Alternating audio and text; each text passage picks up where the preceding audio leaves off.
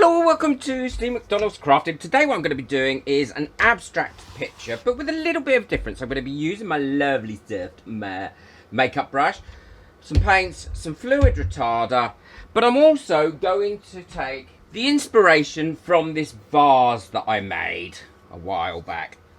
So using a pencil, all I'm going to do is draw in some patterns here, as if the canvas had broken.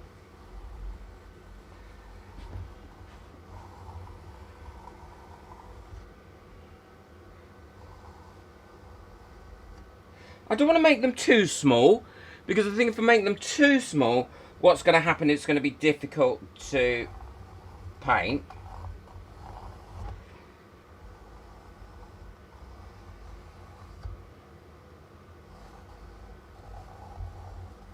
And I've got no real idea of what I want to do, so it's a bit neurographic because in a way I'm just letting it go free.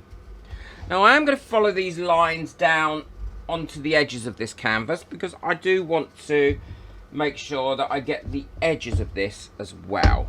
I'm using a fairly soft brush to put these paints on with. I want to get an effect where there's different tones of each one of the colours in picture, and that's why I'm going to mix them up using my leftover corner yogurt pots. I'm going to use three colours probably.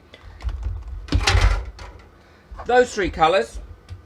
I may add a little bit of black in, and I will definitely be adding some white in to lighten these colours up. I'm going to squeeze some of these colours into here first, and these are the neat colours. And then I'm going to add, to start with, a bit of fluid retarder, because I don't want this to dry out too much, and this will stop it drying out too quickly, because I want to be able to blend it.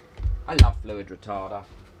I find the fluid retarder really does work well, stops them from drying out too quickly on the canvas, but also doesn't dilute or weaken the colours in any way.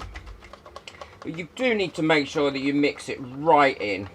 And now I've got my colours mixed in with their fluid retarder, what I'm going to do is go around and choose where I'm going to put a colour. So I'm going to put, I think, red here. For no other reason other than I want to put it here. So making sure I do the sides, and then what I'm going to do is go around the whole of the outside of this shape like this. And as I said, it's going to take a few minutes longer to dry because of that fluid retarder that's in there. With a small canvas, it's so easy to be able to move it about. And now what I'm going to do is add some white into that. So that's going to turn that into like a pinky colour, but not too much white, just enough to knock it back a bit. And I'm going to go around, bring that in. And then I'm going to add a bit more white to really lighten it up.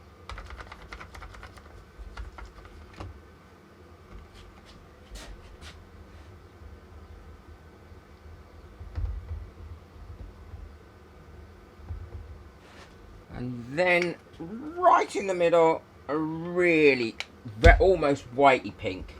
And I'm going to achieve that by just popping a little bit of white in the middle there using my brush, like that.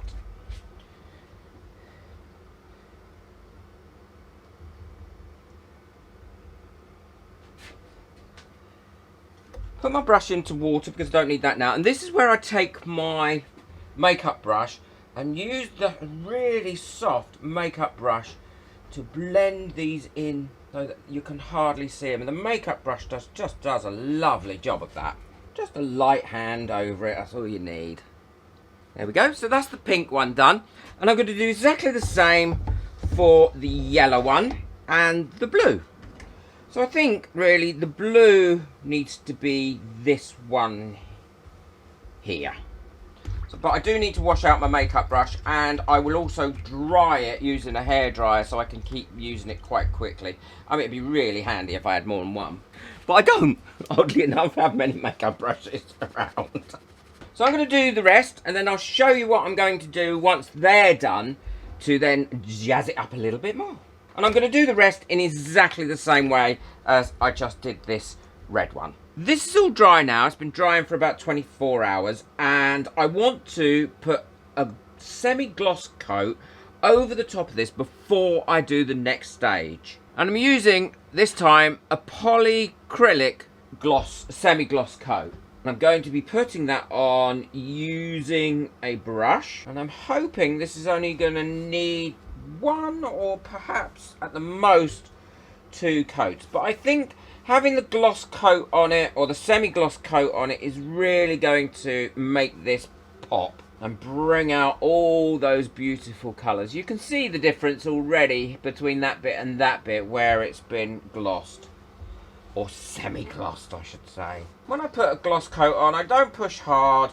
I just go over it like that, making sure I've got it all the way over, and then I do full strokes that way as well. And then I'll let that dry before I do the next bit.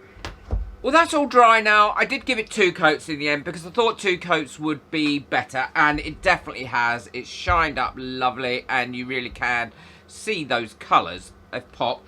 So what I'm going to do now is go over it, all these edges, using my gold leafing pen and see if I like that. Now, if I don't like it, then what I'm going to do is put something else over the top. But I want to see how this works out first.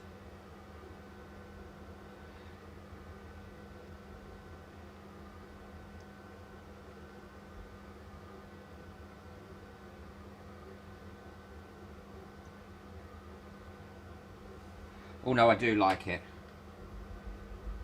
Just as well, really. And that is what I'm going to do. Go around the whole thing with my gold leaf pen. Going on all the edges like this. Now, you don't go too fast with this, because you want to make sure that you've got it well covered. And I'm also going down these edges as well to ensure that I've got those covered. Now, I'm going to vary the thickness of some of these lines. Like, I need to there anyway, because I haven't got that bit fully covered. I love these gold leaf pens. They're so useful.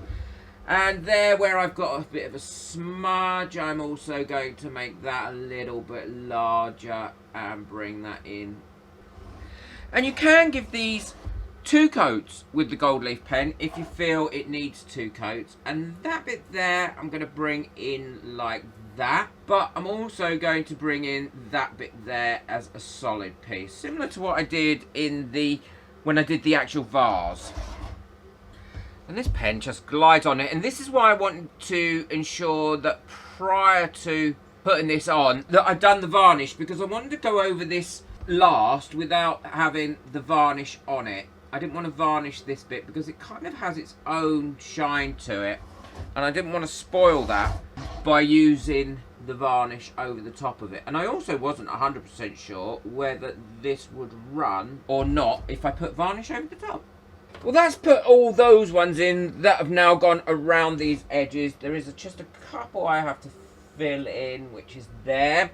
Now what I want to do is put some thinner ones in, if I can get some thinner ones in certain places. I think this one here is in need of another one, and it's solid colour, and I'm going to give that like that.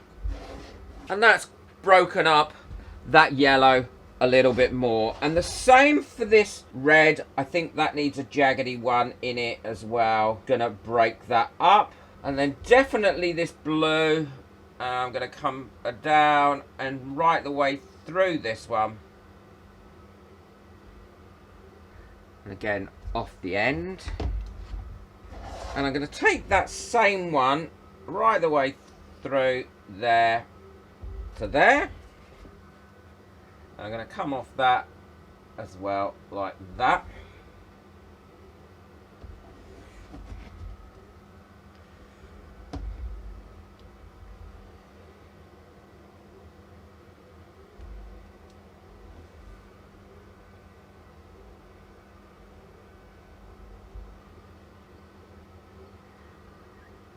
I really like how that has come out. I've got my glue gun now, so it's nice and hot. And what I'm trying to do is do this in one go. So like that, so that it gives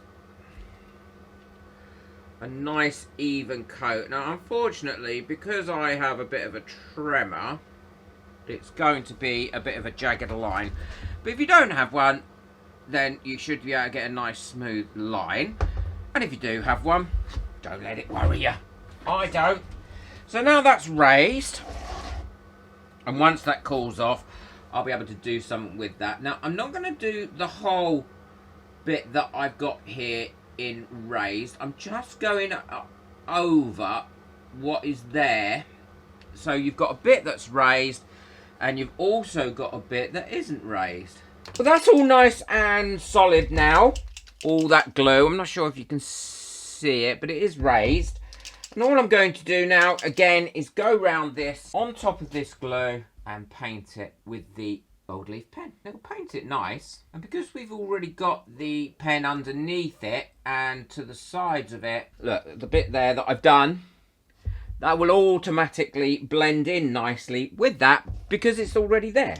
So once I've done that, I will show you what it looks like completely finished. Well, there we go. That's all finished. I really like it with the raised bits on. What do you think? I'd love to know what you think in the comments below. I'm going to quickly hang it on the wall, and then we can have a look at it on the wall. Well, that's what it looks like on the wall. I think the 3D bits actually really do make it pop. I'm not sure if it's coming out well on the camera, but in real life they look great. Let me know what you think of it in the comments below. Please boot the like button. It really does help my videos to get out there, and also tells me that you like a project. It tells me to make those similar sorts of projects. If you'd like to buy me a coffee, or if you'd like to get hold of anything that I've used in this project today, then everything can be found in the description below, along with some other information. Take care, enjoy your crafting, bye.